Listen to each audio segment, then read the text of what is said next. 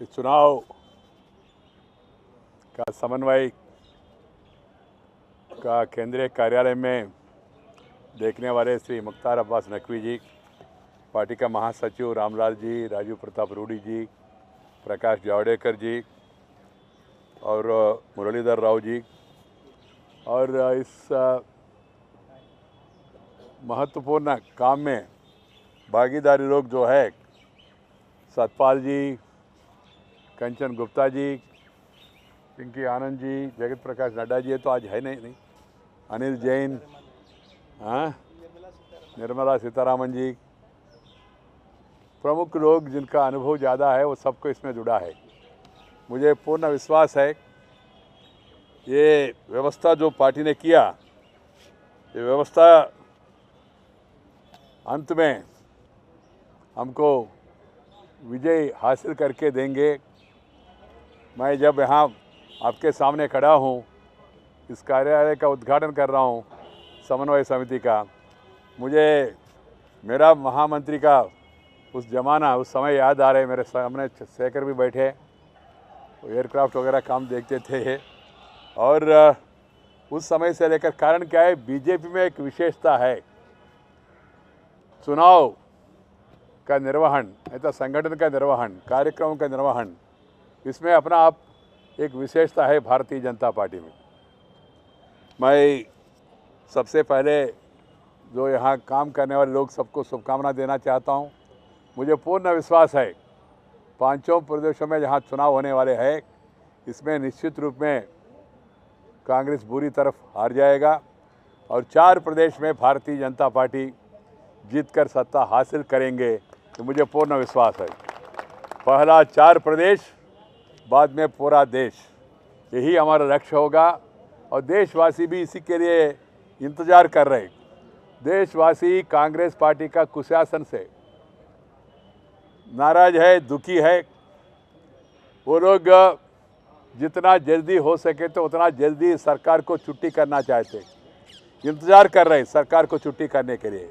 इतना निकम्मी, I can say the country has never seen such a weak, meek, useless, hopeless, worthless government in the history of independent India. This is the most useless, worthless, hopeless, weak and meek government India ever had after independence. And this party and this combination has done immense harm to the country in every sphere of activity. They have brought down the image of the country. देश का प्रतिष्ठा गिर गया. They have brought down the economy of the country. They have really made India a country where opportunities are there, but unfortunately those opportunities are not being used. That's why there is a despair, disappointment among the people, and people are looking towards BJP. The reason for the entire country looking towards Narendra Bhai Modi is because they feel that he is the hope. Narendra Modi is the hope.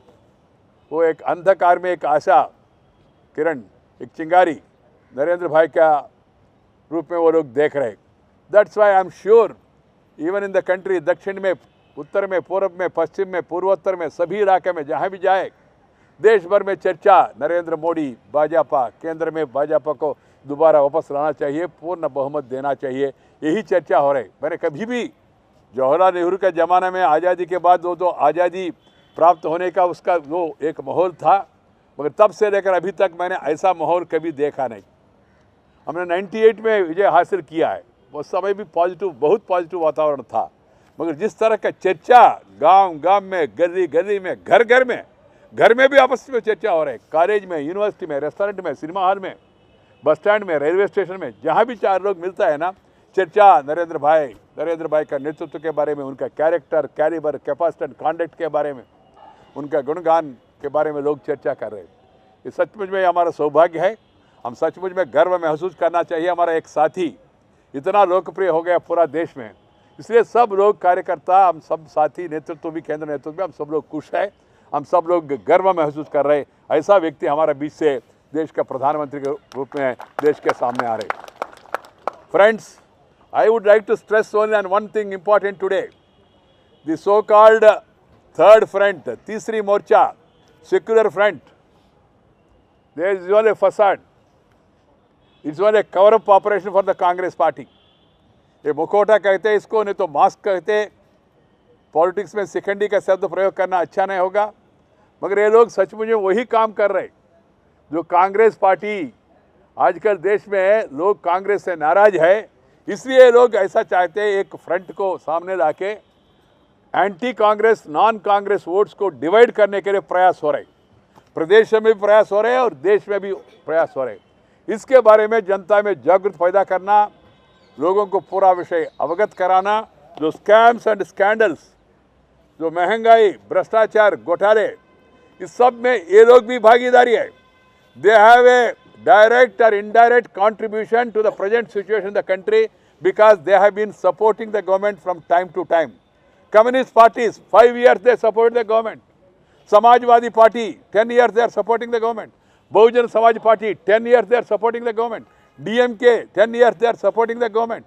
And this so-called abhi JDU, after taking a U-turn, JDU means Janata Dal U-turn. JDU also is now over enthusiastic to support the Congress party.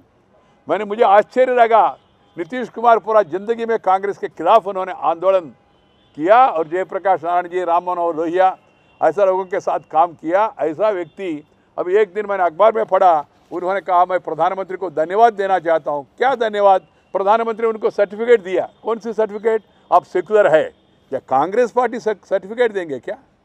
इस देश में इतना भयंकर मजहब के आधार पर राजनीति चलाने वाले और कोई पार्टी नहीं है। कांग्रेस पार्टी नंबर 1 है।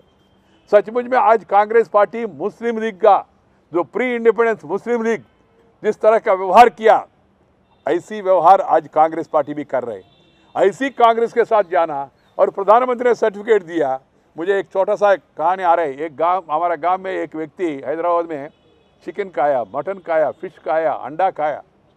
जो बच गया वो सबको माला के रूप में पहन के गले पे डाल के अबिट सेंटर के गया। सेंटर माने कनाट प्लेस ऐसा सेंटर, जाके लोगों को बता रही भाई मांसाहार अच्छा नहीं है, शाकाहार खाना उचित होगा। ये सब कुछ खाने के बाद और माला पहना।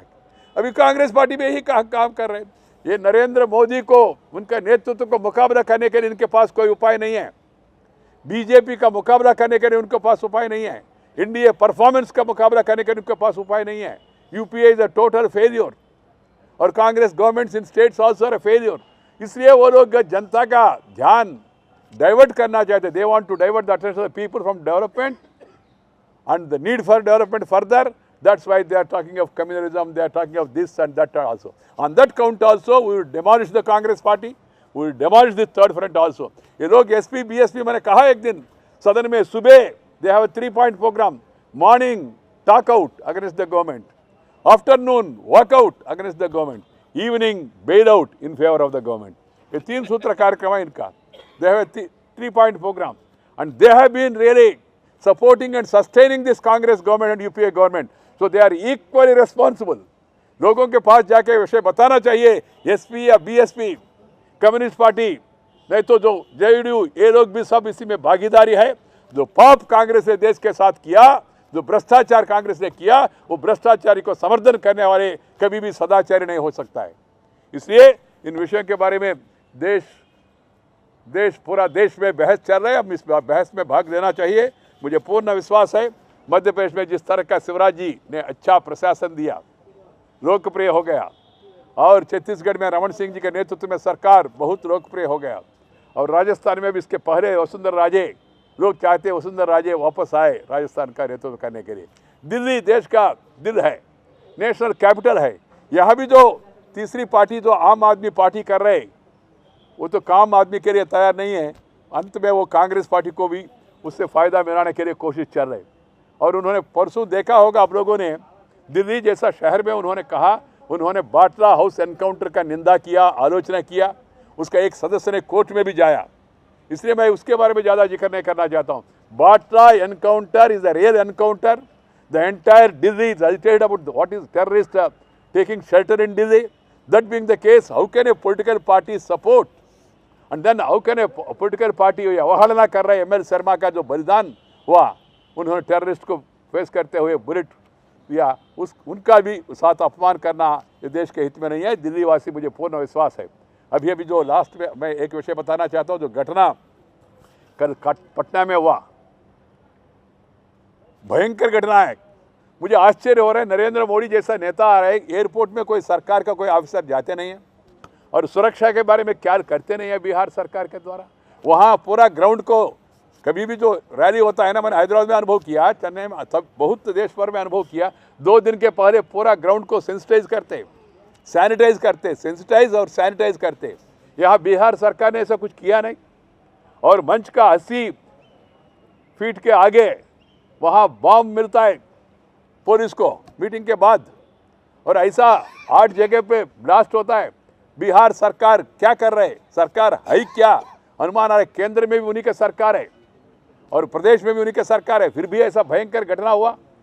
इसका टोटल रेस्पॉन्सिबिलिटी, टोटल जिम्मेदारी प्रदेश सरकार और केंद्र सरकार को लेना पड़ेगा। They are the people who are responsible for this massive failures.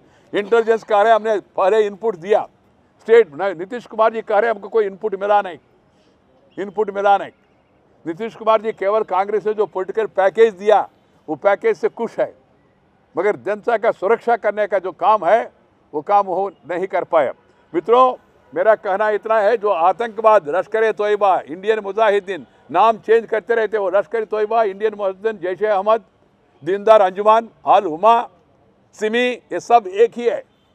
They are all creations of Pakistan. Their origin is in Pakistan. Pakistan is aiding, abetting, funding, training terrorist. जब तक पाकिस्तान ये काम नहीं रुकेगा तब तक आतंकवाद चलते रहेगा। नहीं तो भारत सरकार ऐसा आना चाहिए जो आतंकवाद का सही मुकाबला करने वाली सरकार। मुझे पूर्ण विश्वास है भारतीय जनता पार्टी का सरकार जब बनेगा केंद्र में, श्री नरेंद्र मोदी का नेतृत्व में, हम आतंकवाद को समाप्त कर पाएंगे।